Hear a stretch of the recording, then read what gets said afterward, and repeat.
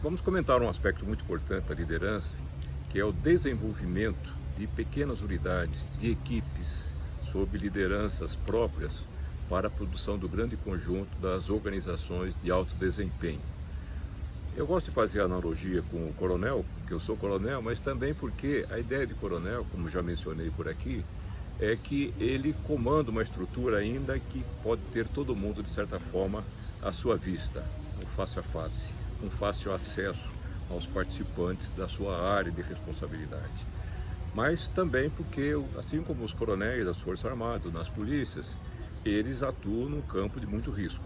Há risco toda vez que se toma decisões, que se projeta modificações nas organizações, em que se procura desenvolver melhor o produto, em que se procura naturalmente ganhar competição contra os seus adversários, aqueles que estão disputando também os clientes do seu mercado.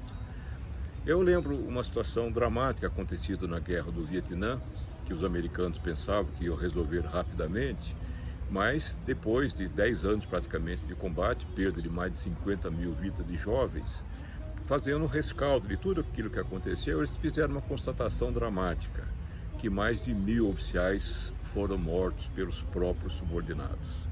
Isso porque era um ambiente hostil, meio sem sentido, ou muito sem sentido, para aqueles jovens que estavam ali obrigados a ir à guerra, e eram ainda maltratados pelos seus chefes. Eles não tinham como produzir unidades vitoriosas e deu no que deu. O que se tem como certo hoje em dia é que as grandes organizações, elas também precisam fazer reformulações dos seus times de trabalho, como acabou fazendo o exército americano. O exército americano, a partir do retorno da Guerra do Vietnã, começou a desenvolver um aprendizado, uma doutrina, como se diz, um conjunto de pensamentos, de decisões tomadas nas áreas, de orientações tomadas nas áreas de liderança. E isso afetou desde a liderança que se passa a ser ensinada do cabo até o general. O cabo porque é alguém que tem uma responsabilidade mínima sobre outras pessoas. E isso teve uma implicação muito grande, porque a partir de um certo momento o exército americano entendeu que a melhor, a mais potente arma que ele tem para o combate, para a vitória, afinal das contas, é o seu próprio soldado. E para isso eles precisam de uma potencialização dada principalmente através das pequenas equipes. Aquelas são comandadas ali pelo sargento, que é um supervisor que normalmente cuida ali de 5 a 10 pessoas, e o tenente que cuida em torno de 20 a 30. Na nossa analogia com as empresas, as organizações militares, fica mais ou menos entendido o seguinte: o coronel é como o chefe de um grande departamento, em torno de 400 até 600 pessoas, podendo chegar a 1.000 eventualmente. E ele tem naturalmente as suas subunidades, são suas gerências. A gerência, no termo de Força Armada, em termos de Polícia Militar, por exemplo, é uma área de responsabilidade de um capitão. O capitão tem aproximadamente 80 até 150 comandados, e esses capitães têm seus tenentes, que comandam aí na torre de 30 até 50 subordinados. E os tenentes têm seus sargentos para redistribuir o trabalho. Mas como é feito hoje em dia essa ideia de se produzir através dessas pequenas equipes? Nós não vamos ver nas guerras modernas aqueles grandes ataques que tinha na Primeira Guerra Mundial, um pouco na Segunda Guerra Mundial, aqueles ataques em massa, como a gente vê nos filmes, de milhares de pessoas que estão atacando um objetivo, atacando um local que está cercado, aí, tomado pelos inimigos. As guerras modernas, elas naturalmente se valem de muita tecnologia, mas as operações de combate, elas são feitas através de pequenas equipes. Isso vale também para qualquer organização. O que nós percebemos é que é necessário cada vez mais, com mais intensidade, mais frequência, dar alta capacidade de resposta para as equipes. Nós estamos falando de equipes de 5, 10, 15, 20 pessoas, que elas precisam cada vez mais terem o avanço que muitas vezes as organizações não permitem. Porque sempre tem alguém mandando, centralizando, achando que as coisas funcionam melhor, dando ordens, manda quem pode, obedece quem tem juízo. As pessoas lá da ponta têm que se restringir à atividade técnica, fazer o seu trabalho quieto, obedecer às ordens. Só que não funciona bem assim nas organizações, num ambiente em grande mutação, onde a concorrência vem feroz, disputando seus produtos, disputando sua clientela e disputando também a qualidade do serviço público, que é cada vez mais demandada nessa qualidade pelas pessoas que recebem o serviço dos servidores públicos, servidores para servir.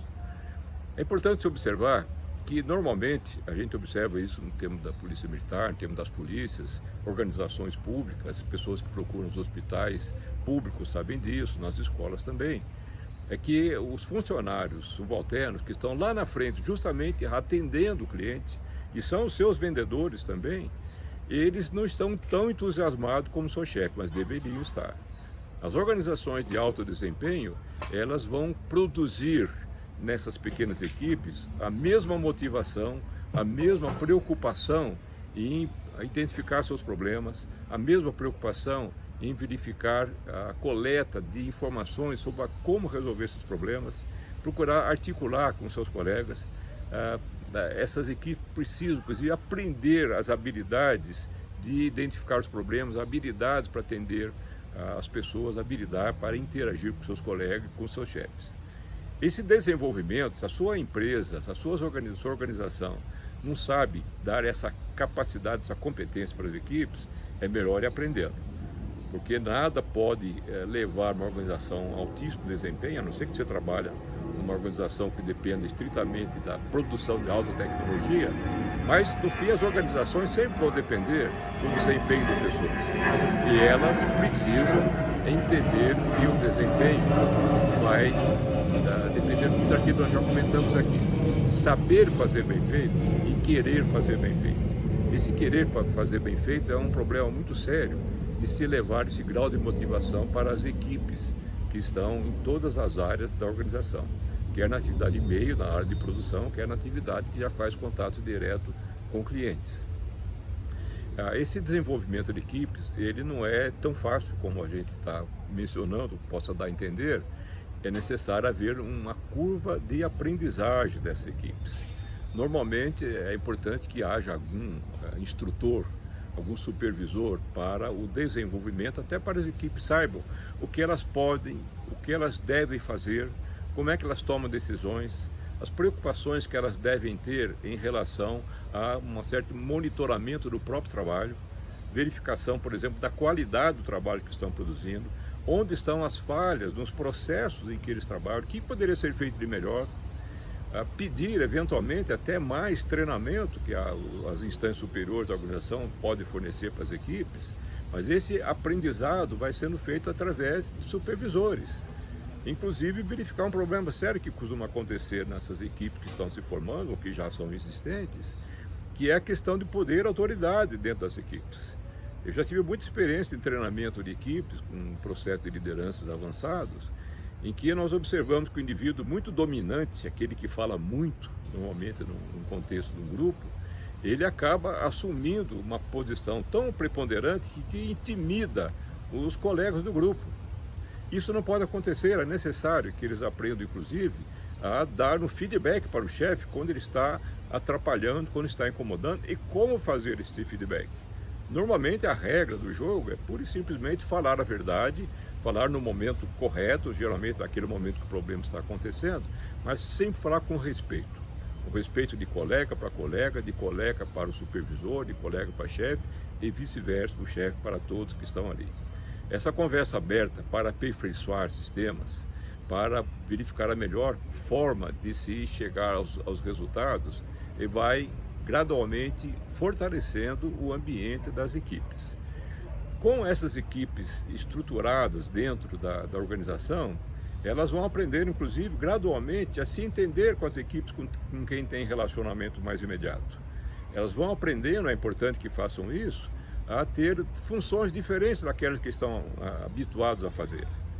Hoje, na Polícia Militar aqui de São Paulo, por exemplo, o soldado, aquele que está com um colega, em dois, numa viatura, lá na ponta, as informações sobre os problemas que estão acontecendo agora na área, que vem lá do Centro de Operações da PM, elas caem num tablet que está na viatura e começam a mostrar a identificação de áreas críticas em que estão acontecendo, por exemplo, uma sequência cada vez maior, nesse momento, nesse horário, na Avenida Paulista, por exemplo, de roubo de celulares. E esses homens tomam decisão de deslocar avisos do centro de operações que estão se deslocando para esse local de maior intensidade de crimes para intimidar as pessoas que estão agindo aí, os bandidos que estão agindo. Essa capacidade maior dada a esse pessoal da ponta costuma gerar muita responsabilidade por parte deles quando percebem como eles são importantes dentro da estrutura. E quando se dá a eles, naturalmente, habilidade para tomar essas decisões, para identificar problemas, para buscar soluções e, inclusive, a habilidade de se ligar com as pessoas que são relevantes no seu grupo para que eles possam produzir os resultados conjuntamente.